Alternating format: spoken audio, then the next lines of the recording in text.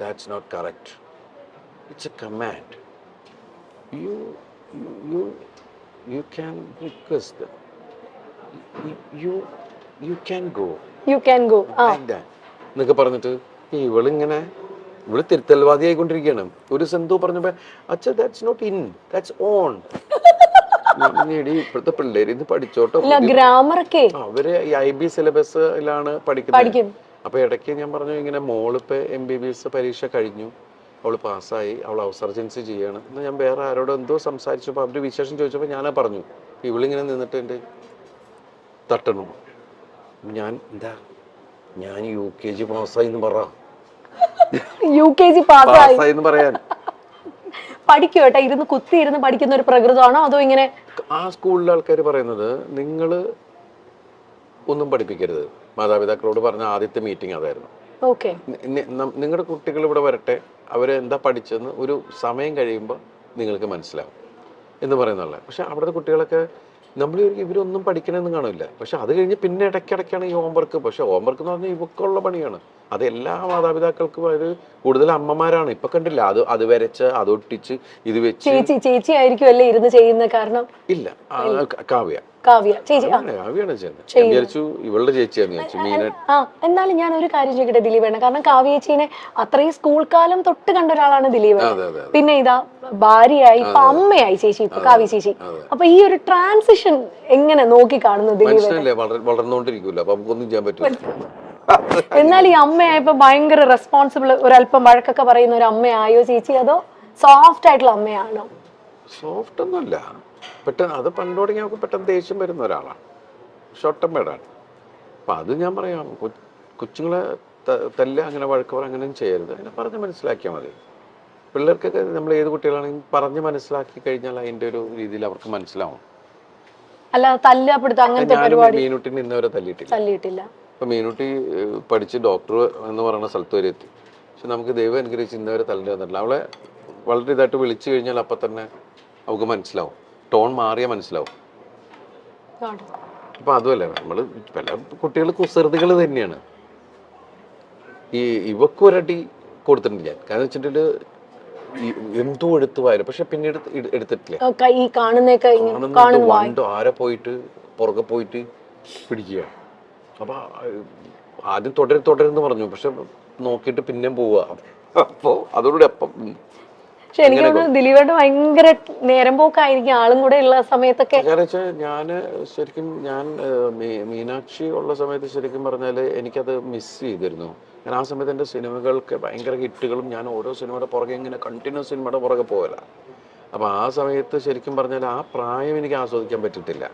ആ 2-3 വയസ്സ് എന്ന് പറയുന്നത് ശരിക്കും മിസ്സിങ് തന്നെയാണ്. അതെനിക്ക് ഇവിടെ കിട്ടി. കാരണം ആ സമയത്ത് ശരിക്കും കോവിഡ് എല്ലാം ആയിരുന്നപ്പോൾ എനിക്ക് അതിൽ വേറൊരു സങ്കടം എന്ന് വെച്ചിട്ട് ഞാൻ 1.5 വർഷം പുറത്തേക്ക് പോകുന്നില്ല നമ്മളാരും. പിന്നെ ഞാൻ പോയത് നാദൃശ്വര മോളുടെ ഐഷുവിൻ്റെ കല്യാണത്തിനാണ് പോയത്. പക്ഷെ ദൈവം അനുസരിച്ച് അപ്പൊന്നും എനിക്ക് വീട്ടിൽ ആർക്കും കോവിഡ് കിട്ടിയില്ല. അത്രയും ക്രൗഡിന്റെ ഇടയിലാണ് നമ്മൾ പോയിരുന്നത്. എത്ര ദിവസം ഉണ്ടായിരുന്നു ആ കല്യാണം. അപ്പൊ എല്ലാവരും ഭയങ്കര ആവേശത്തിൽ അതിന്റെ ഇതിൽ നിൽക്കണം. നമ്മുടെ വീട്ടിലൊരു കല്യാണം നടക്കുന്ന പോലെയാണല്ല. അത് കഴിഞ്ഞ് പിന്നെ വേറൊരു സ്ഥലത്ത് പോയപ്പോ എവിടെയോ ഒരു എന്തിനോ ഫംഗ്ഷന് പോയപ്പോഴാണ് എനിക്ക് കിട്ടിയോ എന്നൊരു സംശയം. ഞാനാണെങ്കിൽ അങ്ങനെ എല്ലാവരെ കുറിച്ച്, കാരണം ഞങ്ങൾ 10-13 പേര് ഒരു വീട്ടിലാണ്. അപ്പൊ ഒരു സാധനം വന്നു കഴിഞ്ഞാൽ അതിനെ പിടിച്ച് മഞ്ഞളൊക്കെ മുക്കി മറ്റു എന്നൊക്കെ പറഞ്ഞ് ഒരുപാട് കാര്യങ്ങളൊക്കെ ചെയ്തിട്ടാണ് അടുക്കളയിലേക്കൊക്കെ പോണത്. അത് അങ്ങനെയൊക്കെ ഒരാളെ തൊട്ടപ്പം തന്നെ ഇത് അടിക്കുക. കൊച്ചൊക്കെ ശീലമായി, ജനിച്ചപ്പം തുടങ്ങി ഈ സാധനമൊക്കെ കിട്ടിയിട്ട് അതൊക്കെ ഇങ്ങനെയൊക്കെ ഇത് കാണിക്കണതാണ്. ഇങ്ങനെയായി. അതിനിടയ്ക്ക് ഞാൻ കൊണ്ടുവന്നു ഇത് വീട്ടിൽ കോവിഡ് ഞാൻ കൊണ്ടുവന്നു. അത് ഞാനാണ്. എന്നിട്ട് എല്ലാവരും ചിരി തുടങ്ങി, ഭയങ്കര സൂക്ഷ്മമായിട്ട് നോക്കിയിട്ട് ഞാൻ കൊണ്ടുവന്നു എന്ന് പറയുന്നത്. എനിക്കാണെങ്കിൽ മറ്റത് പറഞ്ഞ കാര്യം ഐഡിയ എൻ്റെ പോയി എന്ന് പറഞ്ഞുകൊണ്ട് നമ്മള് അലൻസിയറായിട്ടല്ലേ പറഞ്ഞു എന്ന് പറഞ്ഞ പോലെ നമ്മളിങ്ങനെ ഒന്നും മിണ്ടാൻ പറ്റാണ്ട് എല്ലാവരും ചിരിക്കുമ്പോ എന്താടാ ഉള്ള സംഭവം. അങ്ങനെ ഞങ്ങൾ 3 പേര് മാത്രമേ. അപ്പൊ ഈ ചെറുതും പെട്ടു, ചെറുതിനും പിടിച്ചു. അപ്പൊ പാവം 21 ദിവസം ഞങ്ങളുടെ മുറിക്കകത്താ, ഒരു മുറിക്കകത്ത്. അപ്പൊ 21 ദിവസം ഇരുന്നിട്ടാണ് പോയത്. അന്നൊക്കെ 21 ദിവസം ക്വാറന്റൈൻ ആയിരുന്നു അല്ലേ ഏട്ടാ? ശരിക്കും നമ്മളെന്താ വെച്ചാൽ അമ്മയുണ്ട്, താഴെ അമ്മയുണ്ട്. അപ്പൊ അതുകൊണ്ട് അമ്മയ്ക്കൊരു കുഴപ്പം, അമ്മയ്ക്ക് പ്രായമുള്ളതല്ലേ. എന്തെങ്കിലും പറ്റിക്കഴിഞ്ഞാലൊന്നും ഇയാളുടെ ഇതിനകത്ത് നമ്മൾ അവിടെ തന്നെ ഇങ്ങനെ ഇരുന്ന് ഇതാക്കിയിരുന്നു. അപ്പോൾ ആ സമയത്തൊക്കെ നമ്മൾ ഇവരിങ്ങനെ വാച്ച് ചെയ്തുകൊണ്ടിരിക്കലും ഒക്കെ ഉണ്ടല്ലോ. അപ്പോൾ ഏതാണ്ട് രണ്ട് ആ സമയത്താണ്. അതുകൊണ്ട് വെച്ചാൽ എല്ലാവരും വീട്ടിലുള്ളതുകൊണ്ട് പെട്ടെന്ന് മലയാളം സംസാരിക്കാൻ. തങ്കമണിയുടെ റിലീസിനെ പറ്റിയൊക്കെ മഹാലക്ഷ്മി മീനാക്ഷി ഒക്കെ എന്നാ പറയുന്നു കേട്ടോ അവര്. അല്ല, എല്ലാവരും ഇപ്പൊ സോഷ്യൽ മീഡിയയിൽ ഇത് വരുന്ന മീനാക്ഷി ശരിക്കും നല്ല ആസ്വാദകയാണ്. ഇപ്പൊ എല്ലാ സിനിമകളും കാണും. എനിക്കൊണ്ട് ലിമിറ്റഡ് ആയിട്ട് മീനാക്ഷി സംസാരിക്കാറുള്ളൂ. അധികം സോഷ്യൽ മീഡിയയിൽ അങ്ങനെ വളരെ സൈലന്റ് ആണ്. എല്ലാ സ്ഥലത്തും കൂടുതൽ ലിസണറാണ്. എന്റെ പോലെയുള്ള ആള് തന്നെയാണ്. അങ്ങനെ എനിക്ക് തോന്നുന്നത് സ്വഭാവം കാവ്യയുടെ ഇവക്കുള്ളത്. അവള് ചെന്ന എവിടെയും ഭയങ്കര വർത്താനവും ആ ഏരിയ മൊത്തം അവളുടെ ഏരിയയിലാക്കി കളയും.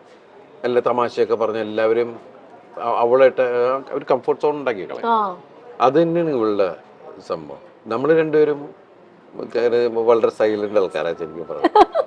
അല്ല, എന്തായാലും അതുകൊണ്ട് ഭയങ്കരമായിട്ട് ബാലൻസ് ആയി. ഇപ്പൊ ദിലീപേടിന് വേണ്ടി ഇതേ വെജ് ആണ് കേട്ടോ കൊണ്ടുവന്നേക്കുന്നേ. കഴിക്കട്ടെ, അതിന്റെ ഇടയിൽ ഞാൻ ആണ്. അല്ല, ദേപ്പുട്ടില് ഫുഡിന്റെ കാര്യം പറയണം. ഇവിടെ ഒരു ഭയങ്കര വൈഡ് റേഞ്ച് ഓഫ് മെനു ആണ് ഇവിടെ ദേപ്പുട്ടിലുള്ളത്. കാരണം ഞാനും കെട്ടിയനും കൂടെ വന്ന ദിലീപേട്ട പുള്ളി എപ്പോഴും കഴിക്കുന്ന ഇലയിലൂണാണ്. ഇവിടുത്തെ ഇലയിലൂണ്. ഞാനും കഴിക്കാറുണ്ട് ഇലയിലൂണ്. ഞാൻ പൊതിച്ചോറൊക്കെ വാങ്ങിച്ചോണ്ട് പോകും. ദിലീപേട്ട ഏറ്റവും ഫേവറേറ്റ് ഫുഡ് ഏതാ? പണ്ട് എനിക്ക് അങ്ങനെ ഒന്നിനോട് പ്രത്യേകിച്ച് അങ്ങനെ ഒന്നിനോട് നല്ല ടേസ്റ്റ് ഉള്ളതെല്ലാം എടുക്കുക എന്നുള്ളത് തന്നെയാണ്. പിന്നെ എനിക്ക് ഇവിടെ ഈ പുട്ടുകട തുടങ്ങിയ സമയത്ത് ഞാൻ ഏറ്റവും കൂടുതൽ ഞാൻ ഇവിടെ വരുമ്പോൾ കഴിച്ചിരുന്നത് പുട്ടും മാമ്പഴമാണ്. പുട്ടും മാമ്പഴവും. ഈ പുട്ടിൻ്റെ കൂടെ മാമ്പഴം പഴം പോലെ നല്ല പഴുത്ത മാമ്പഴമാണെങ്കിൽ നല്ല രസമാണ് കുഴച്ച് കഴിക്കാൻ. അതുപോലെ നല്ല ചൂട് പുട്ടിൻ്റെ കൂടെ പാലും പഞ്ചസാരയും ഒക്കെ നല്ല ടേസ്റ്റുള്ള കാര്യങ്ങളാണ്. പിന്നെ നമ്മൾ പുതിയ പുതിയ ഒരുപാട് വെറൈറ്റികൾ നമ്മൾ ചിക്കനും പ്രോൺസും അത് എന്തൊക്കെ ഡിഷ് ഉണ്ടെന്നുള്ള സാധനങ്ങളൊക്കെ വെച്ച് ഡിഫറെൻറ്റ് കോംബോകൾ നമ്മൾ ശ്രമിച്ചു നോക്കുന്നു.